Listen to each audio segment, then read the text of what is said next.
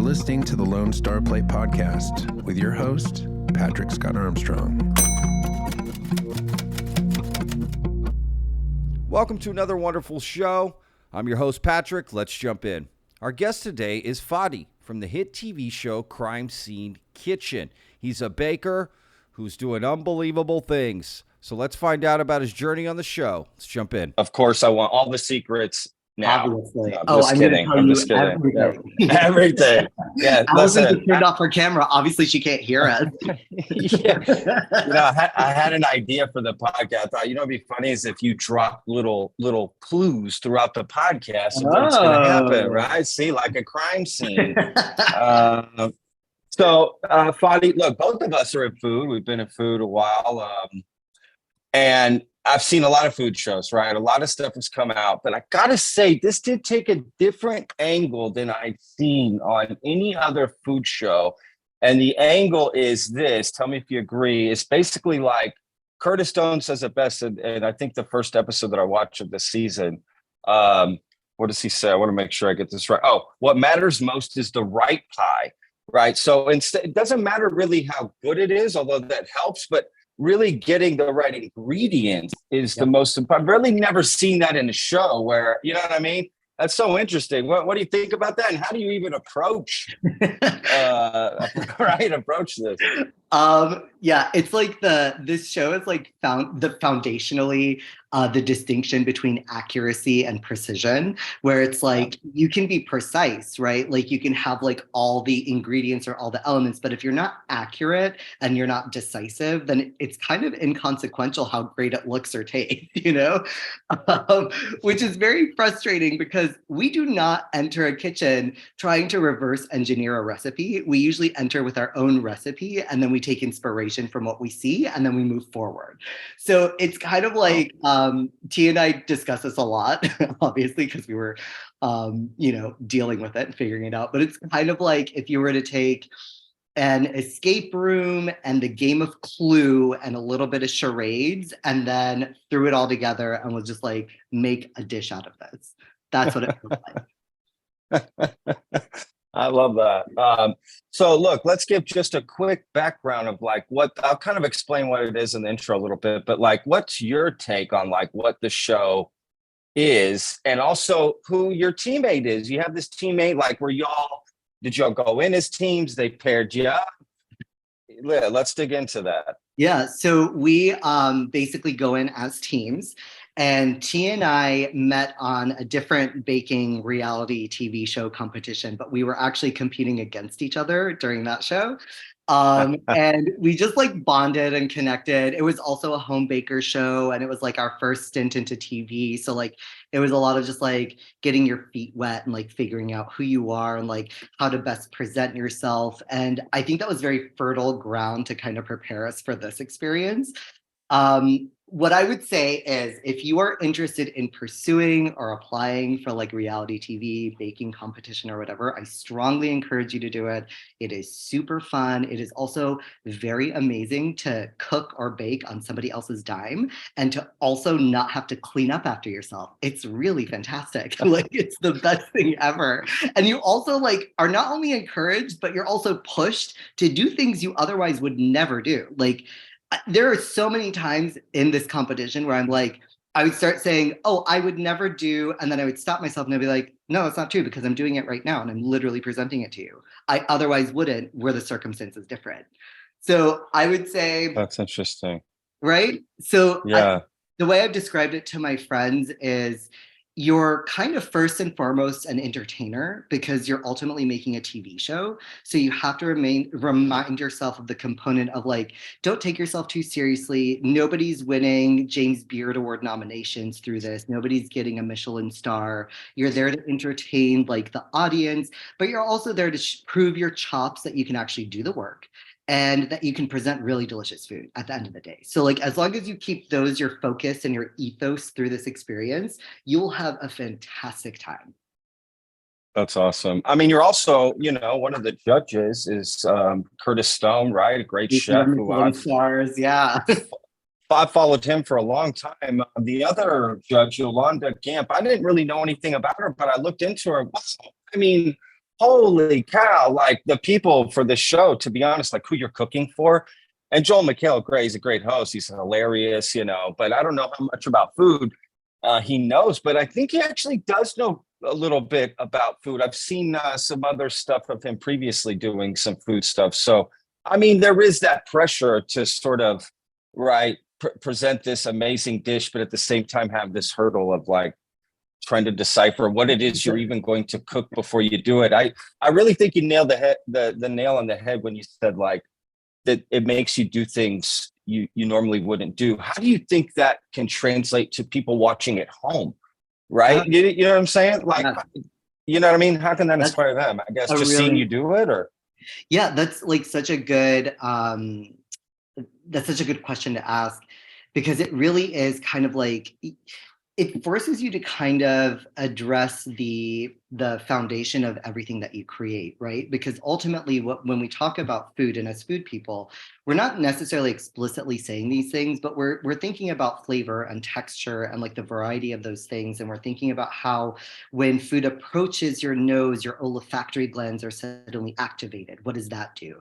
And then when it touches your tongue, it's going to hit parts of your taste buds that are different from the front than the back. And so I would say the best advice is like, don't take recipes or food as like hard and fast rules, but more as like guidelines.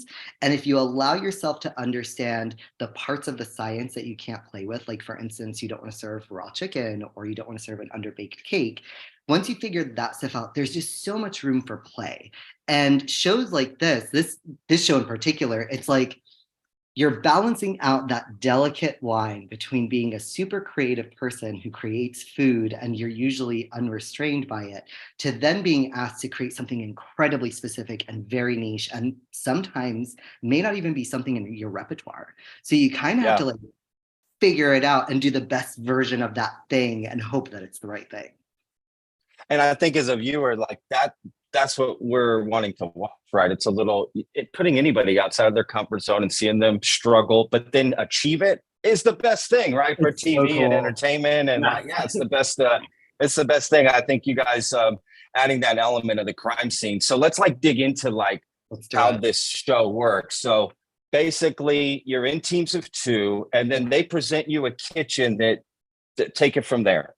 Sure. I'll let you. So, I'll walk you in. You're my partner. Yeah. We're running up to investigate this crime scene. I'm like, okay, Patrick, we're going to run in here and we have 2 minutes. We have to discern as many clues as possible. And then on top of that, we have to figure out what the red flags are. Like, so it's not all necessarily going into this recipe. So if at some point it doesn't make sense, or you're just like, I see cherries and I see pineapples and I see sunflower seeds, and you're just like, what in the world would you ever make with these things? And the problem is like, you don't have enough time to really process all this, because you really are just gathering information in those 2 minutes. T and I started to develop a strategy, and you'll see it like even by episode 2, where when we enter the kitchen, we just separate. I go left and he goes right. And then that's smart. Right? Because in 2 minutes, you really don't have enough time to be doing things together as much as you'd like to do. Sure. So I would send you to your corner, I go to my corner, and then I would basically tell you, as you see things, shout them out. Even if I can't hear you, it'll help you remember it. So when we get back to the kitchen, we can compare notes and then figure out a strategy. Look at this. This is why you guys are doing so well on the show. I gotta say too, quick shout out, just like y'all get the best compliments just on like how the flavors of what y'all make. Like, this is the best brownie I've ever had. This is top 5 this I've ever had. It's like, holy cow, forget if you get it right, man. Y'all are on to something, just cooking, period, right? Like, you'll have no problem making it with some stuff. Yes, man, like that's what a great compliment. And then on top of that, to get it right, what a great strategy. Go in, shout everything out, because the kitchen's pretty... It's small. Like how big would you describe that crime scene is that you have to investigate? It's pretty like spread out. That's the thing that they're really good at, is that like there's really just like disparate it's literally like if you took puzzle pieces and threw them in a room, and then you're trying to like figure out, I'm not going to ruin anything. I'm not going to say anything, but I will say they get really, really tricksy with the places that they hide things, because as we start getting better, like identifying, and then you have like your go-to spots that you always check. Like literally every challenge, T would check the pockets of the aprons. And I guess Ooh. right? And I'm just like, he's like, that's going to be my spot. I'm always going to check it, and we're never going to miss a thing if it's in there. So they start to pick up on all the spots that you become your regular spots, and then they start to not put things there. That's smart. See, that's what's interesting about the show too, about the crime scene placement. Because at first, when I'm going in to watch the show, I'm thinking, okay, how are they going to do this? Is it going to be that somebody cooked and literally just what was left, the mess left after they go in? Or is it sort of set up strategically? I think actually doing it strategically is better for the viewer because, right, they get to play around with you a little bit more and make it harder and harder as you go, which is interesting. But it would be interesting to have a contestant one time. They cook a dish and then you go in afterwards to see if you could tell what they made. That would be interesting. That would be a cool, like, little advantage to win if you won safety, right? Or, Yeah. like, you get to design the challenge because in safety, you don't necessarily want to bake. Yeah, exactly. That was my thought. Like, but man, this show is doing so much. I like the classically trained, self-taught, and everybody's stuff looks amazing. It's like self-taught, classically trained. You can't really tell, to be honest. Y'all are all like doing amazing stuff. That's a great like point of like departure, because I talked about this with a friend and she was asking me like, do you really think that there's like a distinction? And I'm like, listen, I was an attorney for 9 years. I practice immigration law, specifically with domestic violence and human trafficking survivors. So it's very niche, very specific. I took all these classes that you would need for the bar in 2010, which was 13 years ago. So yeah, I took property, but would you actually trust me to draft your like will? No, and you shouldn't.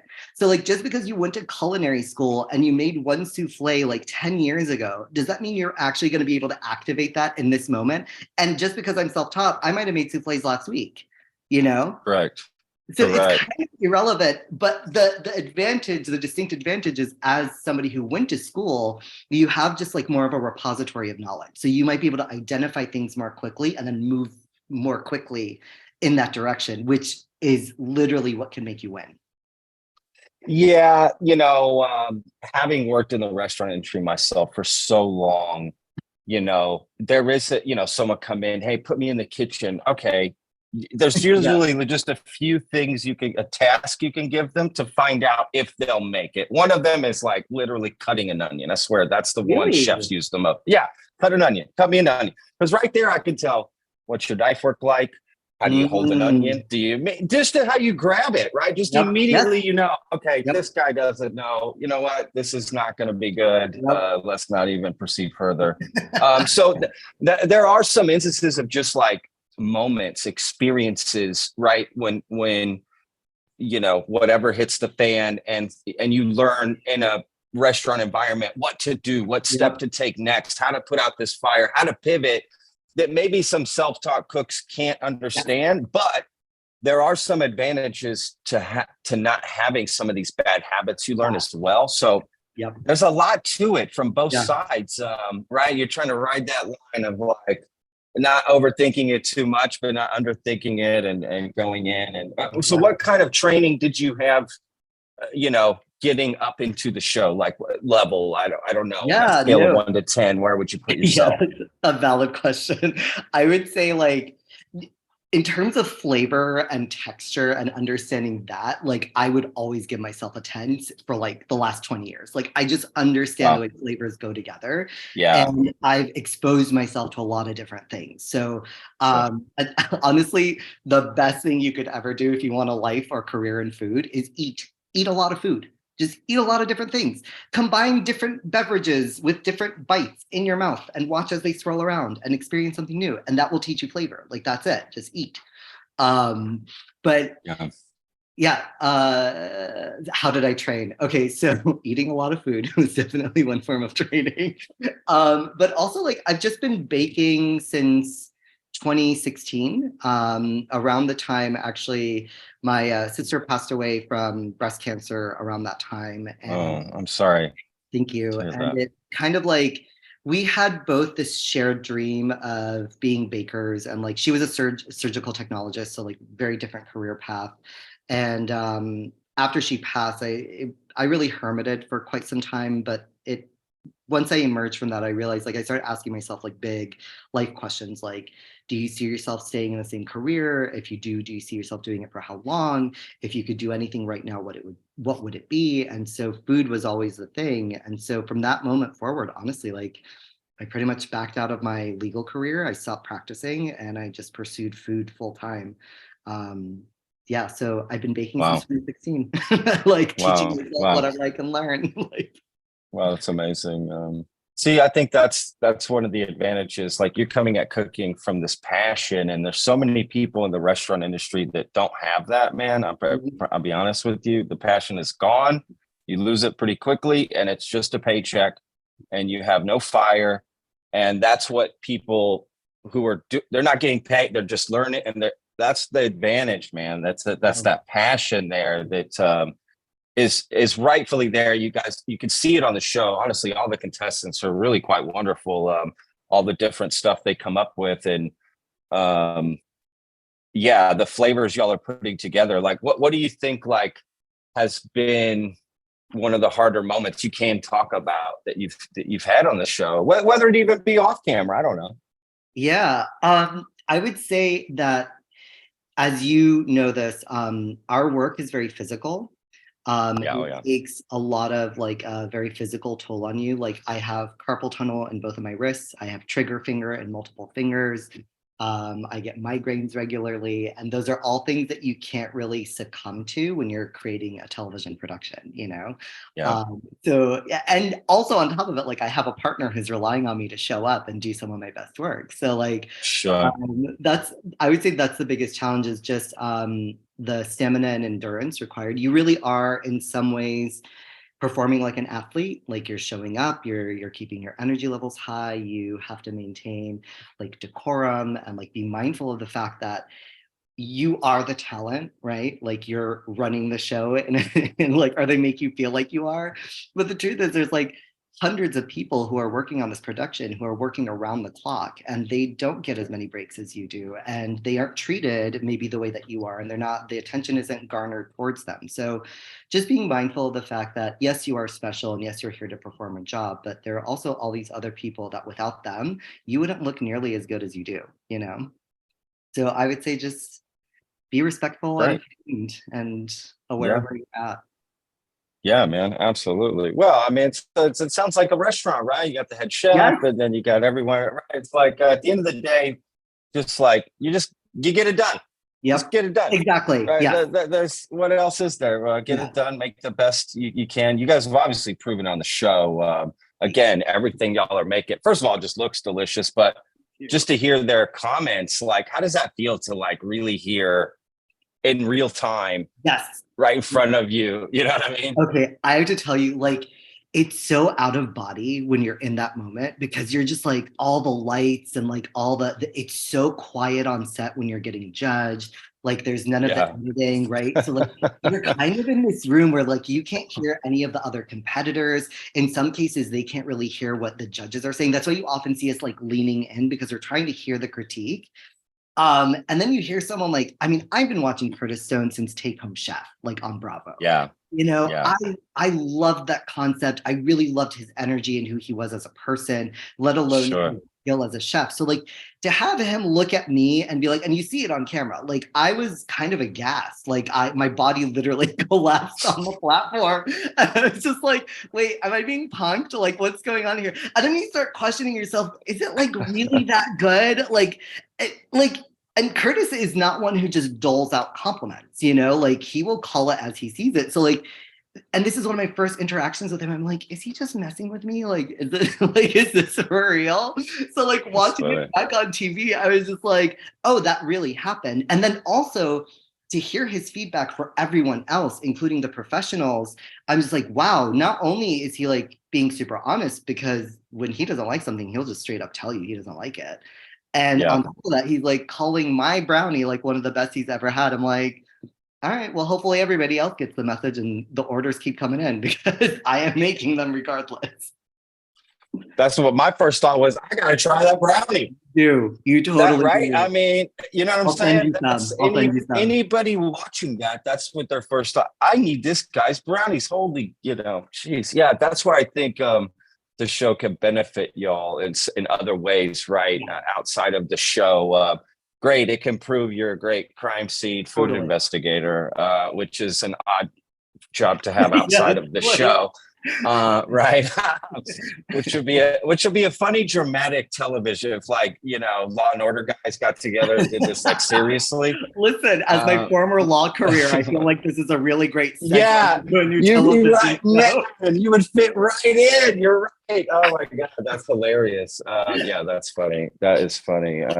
Gosh. So when you're on set, like, is it like I don't know. What are some of, like, your biggest fears when you're actually cooking and Yeah. like going off your team, because you're not alone. I think No. that's also, and it's not like you're getting paired around. Yeah. Like, they're not switching around. So, No. yeah. What I mean, yeah. Let's just dig into I that. would Like, say actually cooking. my biggest concern was always just disappointing T and like not giving him my best or like dropping the ball and like it being my fault. Um but overall, like it's really weird to say, but I guess I thrive in high pressure environments because it like my brain clicks over and is like, okay, Fatty, you literally have 2 hours to accomplish this task. It doesn't matter how you slice it, 2 hours is all you got. So it doesn't have to Yeah. be perfect, but it's got to be done. So Yeah. make it get done, you know? And Get it I would done. say he is an amazing like time manager. So like anytime I would have a conflict with like, I don't know when to insert this, I would just talk to him. Yeah. And he'd be like, so as long as you're communicating, you're good. But my biggest fear was truly always to just like disappoint him and not even the judges. Like I cared more about my friend, you know? That's awesome. That's a success, I think, to winning, is that just focusing on that. He probably does the same for you. It's almost like a soldier mentality where they tell you not to 100%. protect, they tell you not to protect yourself, protect the man in front of you, right? And the guy behind you will get you, and Exactly. so Yeah. forth. Yeah, And that's trust in great. that. Yeah. Yeah, trust in that. What has been a hairy moment that y'all have had There's while so you're many. cooking? Just so There's many. so Too many.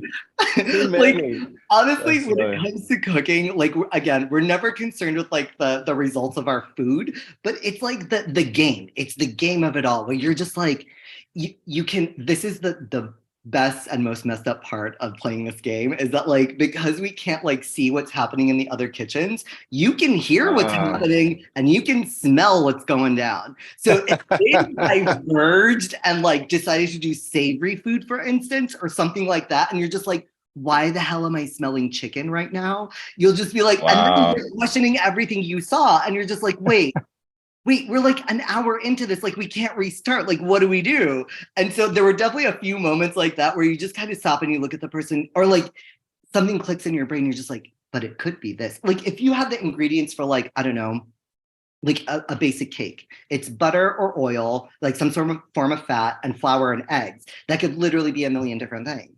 So like Sure. if you're down a path and then suddenly you smell something and you're just like, oh crap, like what do we do now? So it's a lot of mind games. No, for sure. That's so interesting. Yeah, that you say that. That I'm thinking of that Basque cheesecake as a great Oh example, right? gosh. Where they're kind of like going back and at least from how they presented it, right? Like that was such a great example of like, I think it's supposed to be this. I think I just whatever, and they just went with it, and even y'all up there, right? Like that doesn't look right. I don't think this is it, guys. And then it's right. Really, It's a learning moment, I'm sure, for you guys. man, we pulled that thing out of the oven and I was just like, I wouldn't eat this. Like, not only would I not eat this, I wouldn't serve this. She looks really sad. It's like a cheesecake on a diet. Like, she needs a whole other 2 layers just to be normal. Like, I feel really sad. And then on top That's of funny. that, I don't know like what came over me. And I was just like, just put the blueberries on top. I'm sure it won't look like a bloody mess. It looks so bad. But again, it's like it was the closest thing to the correct answer. So it didn't really matter what our presentation was like. We were safe. Yeah, absolutely. Yeah, for sure. I what like made you choose? Because cooking like pastry, it's, I think of it that way, like a pastry chef. Like anytime I've ever known, the pastry chef anywhere I'm working, like they're just a different type of person. They're very meticulous and organized, and like basically however they are is how their food comes out. True. Right? If they're kind of sloppy, their baking will come out sloppy. I promise you that. And it's such a science compared to like savory cooking, which is what which is what I did. So like, why did you choose that? And can you just cook a steak? I don't know. Yeah, so that's actually wonderful. I'm glad you asked. So I started cooking with my grandmother and my mom from age 9. So like for me, my food world was always savory. Like it wasn't really desserts at all. I love, love, love eating cake. Like if I could eat cake all the time, I would. And in fact, now that I'm a baker, I do. So one of the reasons I learned how to bake was literally just to feed myself, because I couldn't afford to keep buying like sheet cakes and millefeuille and pie and like all this stuff. That's funny. Screw it. I'm just going to make these things. And then what happened was if you like, unfortunately on this program, like I can't really flex my creative flair because that's not the ask, but sure. I take a lot of my ethos on food is that food is just food. And that like there are rules in both the savory and the sweet world that are just pure science that you can't really mess with because otherwise it won't work. But in terms of like, and I always use this as an example, just because tomatoes were presented to you your whole life as a savory ingredient does not mean that the tomato was predestined as a savory ingredient, right? And when you look at the anatomy of a tomato, it is functionally a fruit, and it is actually more closely related to a raspberry than most other things. So when I understand like that, then I start asking myself the question of, well, what do I do with a raspberry? Raspberries can go either savory or sweet, so why can't a tomato? And then from there, I play, right? So for me, it's all this just like spectrum, and all that's judging the pendulum is your own personal bias and judgment. That's it, right? So if you can suspend that, then literally you can do whatever the hell you want, like endless communication. Yeah. Wow. What a great way to put it. I've always stayed away from baking. It scares me. Come hang out with me. I will literally teach you everything. It scares me so much because I'm Latin, and I'm moving with it and changing, and it's like bacon is like it's got to be, I weigh everything, and I get scared. I get scared of the specific. Yeah, look at you, man. Yeah, you're my favorite kind of client to work with, because like at because the way that I look at it, and like I'm sure you see it this way too, is like it's always an opportunity for collaboration, because we will create something together that would otherwise never be like seen in the world. And only the two of us together can create that thing. But unless we both kind of like approach it with the curiosity, I almost say like the wonder of a child, then you're just kind of biasing yourself and missing out on a lot of opportunity.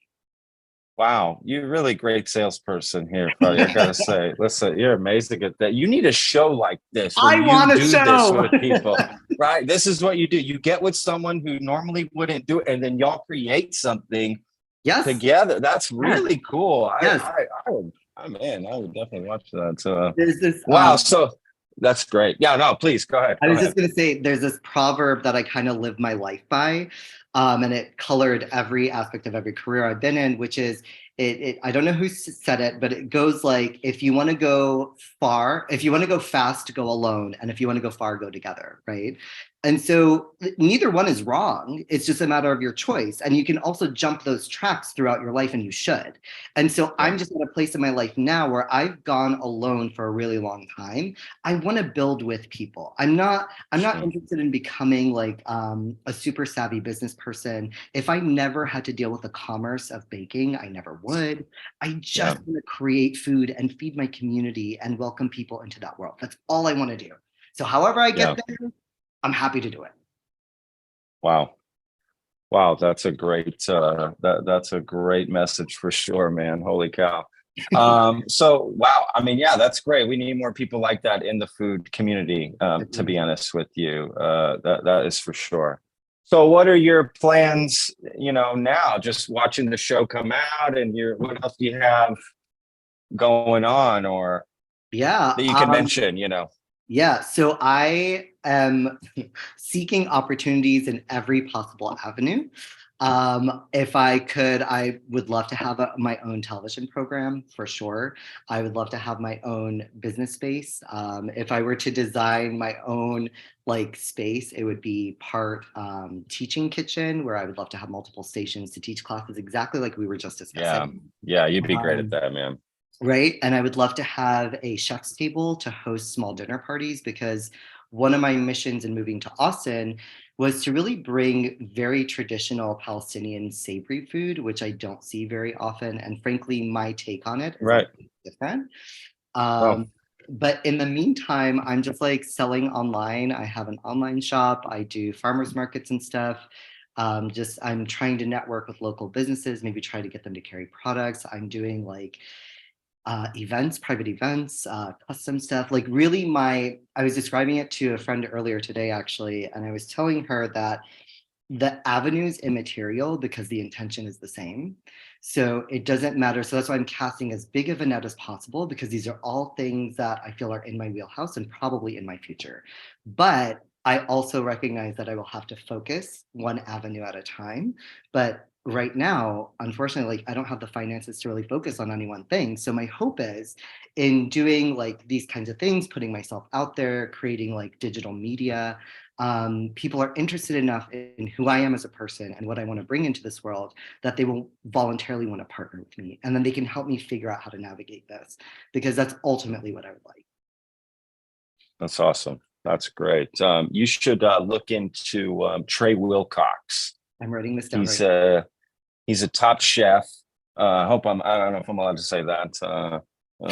Alternate program or a competing program. Oh, I know so many chefs who've gone on Top Chef, but him specifically, he's from the Dallas area here. He's got a place called Trey Concept Cooking. It's basically what you described, where he teaches and cooks and offers all these things, right, all under one roof. And yes. all his social media is putting up a lot of this stuff, the cooking classes, and then going to catering gigs and do it. He's running this whole beautiful thing of teaching, generational, I call it, Yep. like where he's teaching it on, right? Yep. Passing it forward. He's such a great guy, and great. You have the same aura, the same sort of thing that you would fit right into. He's just a great reference to look at. Oh, Yeah. okay, maybe this is how I could build something. So yeah, if I were you, I'd look into that. Trey Wilcox. Yeah. Thank you. Man, this is good. This has been amazing. What do you need to say about the show that we didn't? When's it on?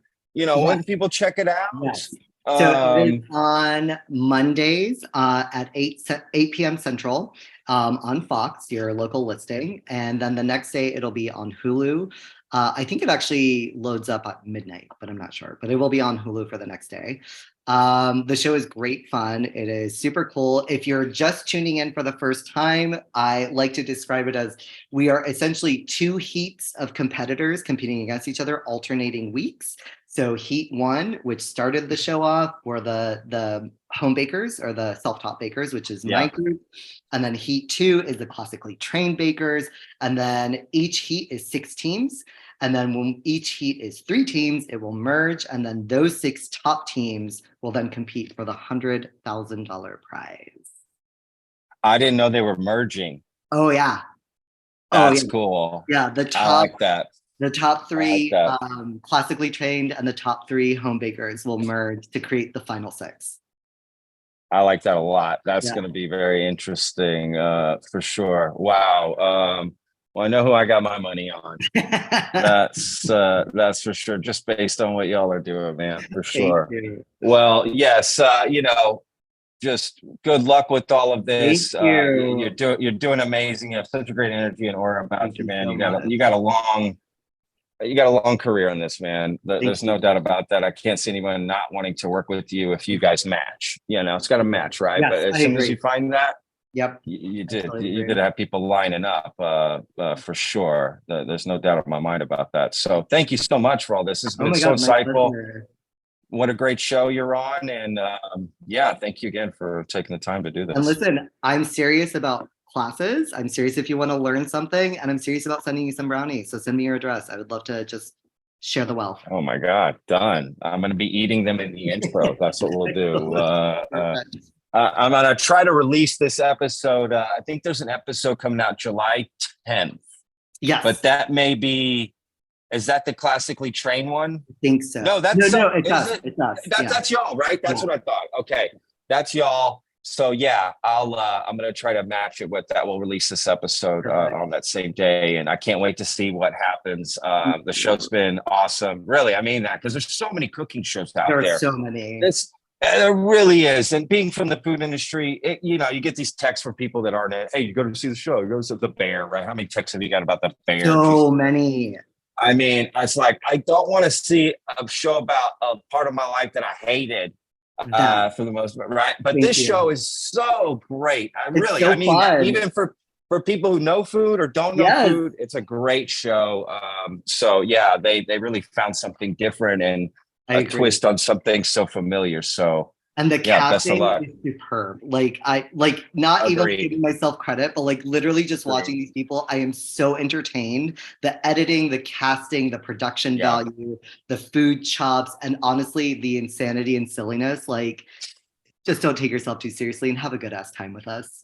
Please let us entertain. Y'all are my favorite team. Come on, let's be real. I'm just saying, y'all really are. Everyone is great, but y'all are definitely my favorite team. So, well, you're my favorite podcast host. So there we go. So there you go. I love it. Yes, Mom, I did it. Congratulations. Congrats, I got one fan. I did it, guys. You've been listening to the Lone Star Plate podcast with your host, Patrick Scott Armstrong. For more info, go to lonestarplate.show.